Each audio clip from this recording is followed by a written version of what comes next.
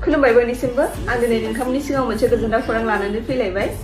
खुलुमबाय रायजोफोर आङो दंफैयो नै आइपुवालि पिकनिक स्पट दा बेयावहाय खोनानो मोन्दों फैगौ 22 थारिखआवहाय बिराद गिदिर प्रग्राम दङ नाइट प्रग्राम दा जोङो दसे उनाव कमिटिनिफ्रायहाय एसे सोंनानैहाय नोंथांमोननो मिथिहोगोन ओमफ्राय बेयावहाय नैबे आइपुवालि पिकनिक स्पटखौ सामलायगिरि बिथांमोन दङ जोङो बिथांमोननिफ्राय मिथिना लागोन फैगौ 22 थारिखआवहाय खोनानो मोन्दों बेवहाय कालचार प्रग्राम दङ होननानैहाय जोङो कालचार प्रग्रामखौ लाबाय 22 थारिखआवनो नोंगौ नों सोंनाया दा बेवहाय जोङो गायक लिंहरनो नागिरदों बे जाहैबाय ओरैहाय इलिसा बर' बिनिफ्राय मनालिसा वारि बिथांमोनखौहाय जोङो हांख्रायहरबाय दा बिनिखायनो जोङो 22 थारिखआव बे प्रग्रामखौहाय लानाय जाबाय प्रग्राम नायफैगिरि रायजो राजाफोरनिसिम मा खावलायनो सानो बे रायजो राजाफोरखौ जोङो गुरैयै खावलायहरो जाहाथे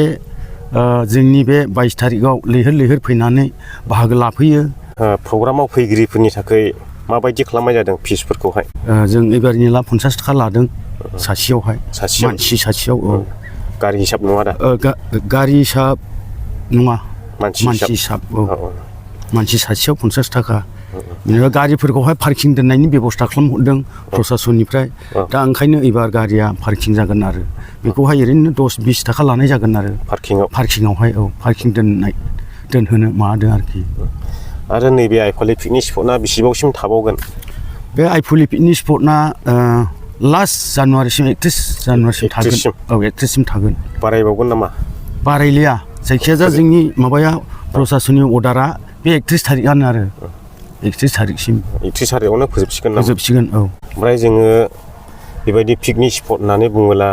गोबां मानसिफ्रा मेला बायदिसिना जुवा होयो होननानैहाय बुङो नोंसिनिहा जोंहा गैया थांनाय बोसोरावबो गैया देग्लायबो गैया जों 2019 सननिफ्राय खुंबोबाय होमब्लाबो जोङो बेवहाय खुनु माबा गैया जोंहा जुवा गैया बेखौ बयबो मिथिखायो माने रायजोफ्रा पिकनिक स्पट होनबाथाय जुवा होयो मेला होयो बेफोरबायदि बुङो नालाय माने बे जिनिसखौ मेलायावसो बांसिन बाहायो नालाय खिन्थु पिकनिक स्पटनाव बिदि जाया गावबागाव जाबाय लोंबाय थांबाय गावबागाव जाबाय लोंबाय थांबाय माखासे संनानै लाबोखायो माखासे बेयाव संफैयो खुनु बेबायदि गेलेनाय मानाय गैया आरो जेबो गैया खालि दखान होयो दखानदारफ्रा दङ रायजो राजा नोंथांमोना खोनाबाय जायफ्रा बे प्रग्रामाव बाहागो लानो गोसो दङ फैगौ 22 थारिख मोनाबिलियाव फैदो नोंथांमोना नैबे आइपुवालि पिकनिक स्पटआवहाय दा गोबां जोंनि आर्टिस्टनिफ्रायबो दङ ओमफ्राय सिंगारफोर दङ इलिसा बर' आरो मोसाखावरियावहाय मनालिसा हाज'वारि आरो गोबां लकेल सिंगारफोर दंबावो आरो जोंनिनो लकेलनि दा नोंथांमोना जायफ्रा गोसो गुदुं फैगौ 22 थारिख मोनाबिलियावहाय 6टानिफ्राय जागायगोन दा नोंथांमोना लैहोर लैहोर फैनानै नैबे प्रग्रामखौ मेहेरगोनां जाफुंहोफैदो बिसेसके आं खावलायनाया बेनो बे गारि घराफोरखौ जाहाथे लासै सालायो फंबाय बिनानावफ्रा बा जोंनि गोबां रायजो राजाफ्रा जाहाथे जेबो उसुबिदा जालाया एक्सिडेन्ट जालाया माबा प्रसासननिफ्रायबो बादा हरदों जे गारिफोरखौ साब्रांलाबायनो नाङा दाब्रायनो नाङा स्ल' फैनांगौ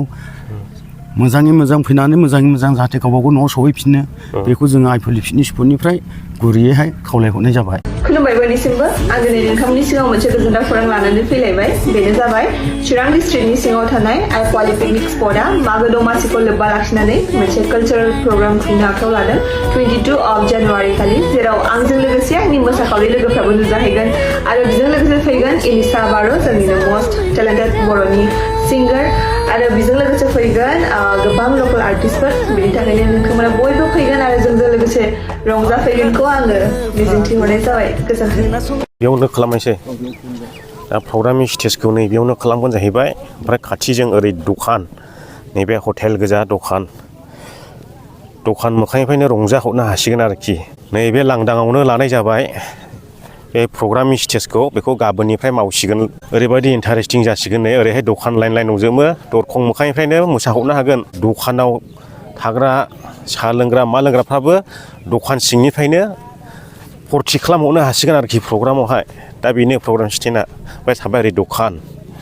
रंजाग्राफ्रा रंजागोन बेयावनो स्टेजखौ नैबेयाव लुनाय जासिगोन आरो ओरै खोला मोखां जागोन नैबेनिफ्राय स्टेजआ ओरै दखान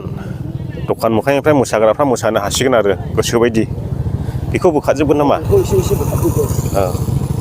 ओरै साइडआव दोनजोबगोन ओमफ्राय ओरै प्रग्रामखौ मोसाग्रा जाहैबाय बेनोसै रायजो राजा नोंथांमोन फैगौ 22 थारिखआवहाय नोंथांमोना गोसोआव लादो आरो बेलासिनि 6थानिफ्रायनो प्रग्रामा स्टार्ट जागोन जायफ्रा रंजानो मोसानो गोदान बोसोर जोबनायनि आरो फैलादो बयबो दिनैनि भिडिअखौ बेयावनो फोजोबनाय जाबाय आरो बे भिडिअखौ नोंथाङा नुदोंब्ला शेयार खालामनानै बयनोबो मिथिहोदो बाय बाय